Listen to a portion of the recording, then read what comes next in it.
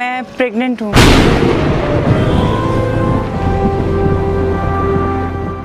नमस्कार।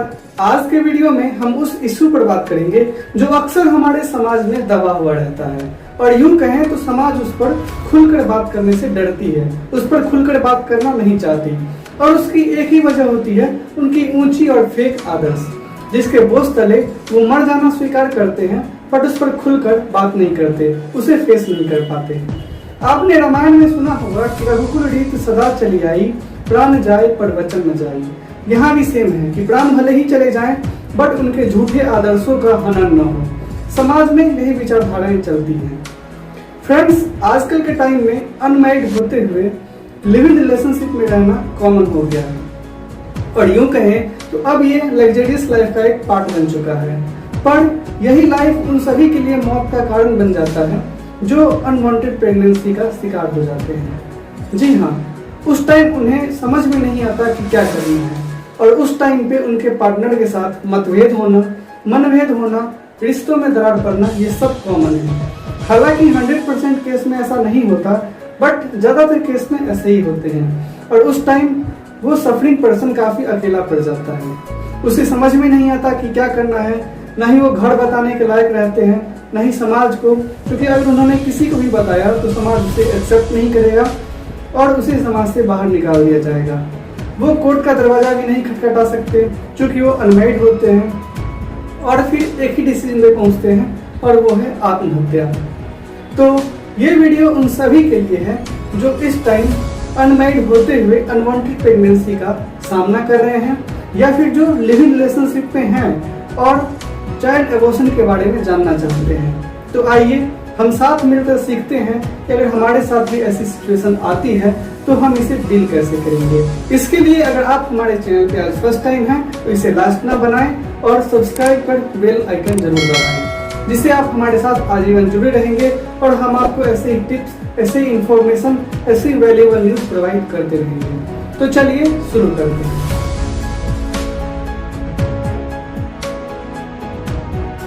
फ्रेंड्स, आज की वीडियो की शुरुआत हम आपसे एक क्वेश्चन पूछकर करेंगे कि क्या कानून की कोई व्याख्या अविवाहित महिलाओं को अनलिंक की गई स्वास्थ्य देखभाल सेवाओं का आनंद लेने की, यूज करने की अनुमति देता है।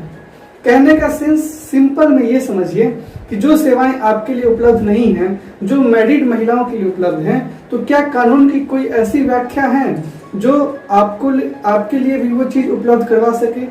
अब समझ पा रहे हैं। बीते 15 दिन पहले एक ऐसी ही घटना सामने आई जहां सुप्रीम कोर्ट ऑफ इंडिया ने उस अविवाहित महिला को 24 वीक्स की प्रेगनेंसी को एंड करने की मंजूरी दे दी। पहले वो महिला दिल्ली हाई कोर्ट गई जहां उसने दलील रखी कि वो अपना प्रेगनेंसी टर्मिनेट करवाना चाहती है, एंड करवाना चाहती है, लेकिन दिल्ली हाई कोर्ट ने उसकी मांग को खारिज कर दिया, ये कहते हुए कि ये मेडिकल टर्मिनेशन प्रेगनेंसी एक्ट का मामला है, इसमें हम कुछ नहीं कर सकते क्योंकि आपने 20 वीक्स क्रॉस कर लिए हैं। लेकिन सुप्रीम कोर्ट उसके साथ खड़ा रहा। उसने मेडिकल बोर्ड से असेस्ट कर ली कि अगर महिला को हार्म नहीं होता है, महिला सुरक्षित रह पाती है, तो हम बच्चे को, चाइल्ड को एबॉर्ट करने की, बच्चे को टर्मिनेट करने की, प्रेगनेंसी को टर्मिनेट करने की मंजूरी देते हैं। और फिर 24 वीक्स में उस महिला ने अपनी प्रेगनेंसी को टर्मिनेट करवाया। तो ये सारांश है। अब इस घटना को बेसिक से समझते हैं कि दिल्ली हाई कोर्ट का इस पर क्या पोजीशन था। एक 25 साल की अनमैरिड महिला दिल्ली हाई कोर्ट अपना दलील लेकर आई कि वो अपना प्रेगनेंसी टर्मिनेट करवाना चाहती है क्योंकि उसका पार्टनर बदल चुका है। उसने दलील दी कि उसका उसके पार्टनर के साथ कंसेंसुअल यानी सहसंवेदी रिलेशनशिप था, यानी उन दोनों में डील हो रखी थी कि वो एक दूसरे से शादी कर लेंगे, बट उसके पार्टनर ने उसके साथ धोखा दिया, उसे छोड़ दिया।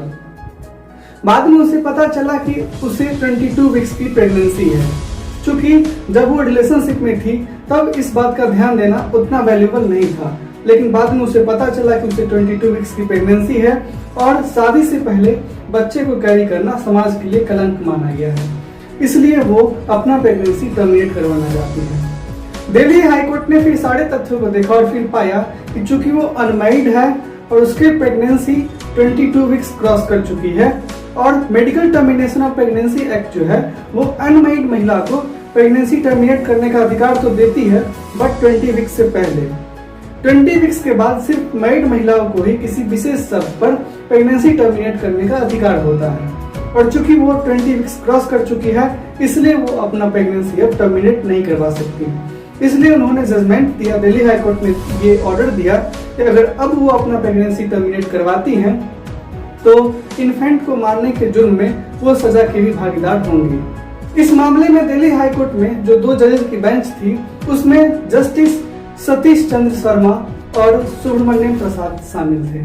उन दोनों ने उस महिला के लिए काफी सिंपैथी दिखाई और उसे उस बच्चे को जन्म देने की बात कही। साथ ही उन्होंने ये कहा कि अगर वो बच्चे को खुद संभाल नहीं पाएंगी तो उसे वो अडॉप्शन के लिए तो ऑफर कर ही सकती हैं, लेकिन तब तक उन्हें ही उस बच्चे की देखभाल करनी होगी। साथ ही उन्होंने कहा कि अगर उनकी फाइनेंशियल कंडीशन ठीक नहीं है तो वो गवर्नमेंट से रिक्वेस्ट करेंगे कि वो उसे कुछ सहयोग करे। अगर गवर्नमेंट सहयोग नहीं करती है तो जस्टिस शर्मा ने कहा कि हम खुद आपके लिए उस सहयोग करेंगे। आमतौर पे जज ऐसा बोलते नहीं है, बट इस टाइम पे जज ने महिला के साथ काफी सिंपैथी दिखाई, लेकिन महिला किसी भी हाल में बच्चे को जन्म देना नहीं चाहती थी, इसलिए उसने सुप्रीम कोर्ट का रुख किया। सुप्रीम कोर्ट ने इस मामले पे एक एक्सपेंसिव व्यू दिया। इस मामले में सुप्रीम कोर्ट के 3 जजेस की बेंच बैठी, जिसमें डीवाई चंद्रचूड़, सूर्यकांत और एएस बोपन्ना साहब शामिल थे। उन्होंने medical termination of pregnancy act की गजब की व्याख्या करी। उन्होंने कहा कि medical termination of pregnancy act को 2021 में अमेंड किया गया। उसमें हस्बैंड के जगह पे पार्टनर वर्ड का यूज किया गया, यानी कि जो पहले medical termination of pregnancy act यानी एमटीपी एक्ट जो सिर्फ विवाहित महिलाओं के लिए अवेलेबल था, अब वो अविवाहित महिलाओं के लिए अवेलेबल है। यानी कि अब ये महिलाओं में भेदभाव नहीं करता कि वो विवाहित है या अविवाहित। साथ ही जज ने कहा कि याचिकाकर्ता को कानून के लाभों से वंचित नहीं किया जा सकता, और सिर्फ इस शर्त पर कि वो अविवाहित है, अगर उसे लाभ न दिया गया तो ये कानून का अपमान होगा। इसके साथ ही उन्होंने एम्स के 2 डॉक्टर से संपर्क किया as per the provisions of MTP act. उनसे मेडिकल बोर्ड सेटअप करने को कहा, साथ ही ये चेक करने को कहा कि अगर सब कुछ ठीक है, महिलाएं सुरक्षित रह पाती हैं, अगर चाइल्ड एबॉर्शन में महिला को कोई हार्म नहीं होता है तो हम इनकी प्रेगनेंसी को टर्मिनेट करने का अधिकार देते हैं। अब सारा चीज एम्स के ऊपर डिपेंड था, अगर एम्स जो कहे वही होगा।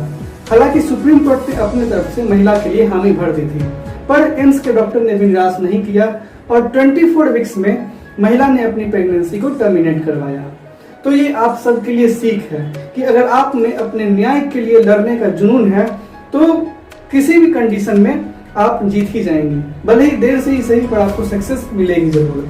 और एक बात का और ध्यान रखें कि इस सब मामलों में कोई भी सहयोगी नहीं होता। लोग आपका मजाक जरूर उड़ाएंगे बट आपकी सहयोग नहीं करेंगे। इसमें आपको खुद ही अकेले ही लड़ने का सामना करना होगा, अकेले ही किसी भी सिचुएशन को हैंडल करने का सामना करना होगा। और उससे ही बड़ी बात, ये सब शादी से पहले अनमैरिड होते हुए परहेज करें। और ये तो हमारे सुप्रीम कोर्ट की महिमा है, उनकी कृपा है जो वो लॉ एंड ऑर्डर को इंटरप्रेट करती है। इसी की वजह से आज उस महिला को न्याय मिल पाया। साथ में एक और बात कि आप अपनी हालत के लिए खुद ही जिम्मेदार हैं, तो अपनी जिम्मेदारी को समझे, अपनी जिम्मेदारी का खुद एहसास करें। अगर आप वीडियो के इस पार तक पहुंच गए हैं तो यकीनन आपने आज बहुत कुछ सीखा। अगर आप इस वीडियो से कुछ सीख पाए हैं जिसे आप कभी न कभी अपनी लाइफ में इम्प्लीमेंट कर पाएंगे तो इस वीडियो को एक लाइक करिए। चैनल पर नए हैं तो चैनल को सब्सक्राइब करिए और हमारे साथ आजीवन जुड़िए। और साथ ही एक और बात कि आपके साथ अगर कोई ऐसी घटनाएं घटी हैं वो आप हमें कमेंट में शेयर जरूर करिए। बाकी मिलेंगे नेक्स्ट वीडियो में, तब तक के लिए धन्यवाद।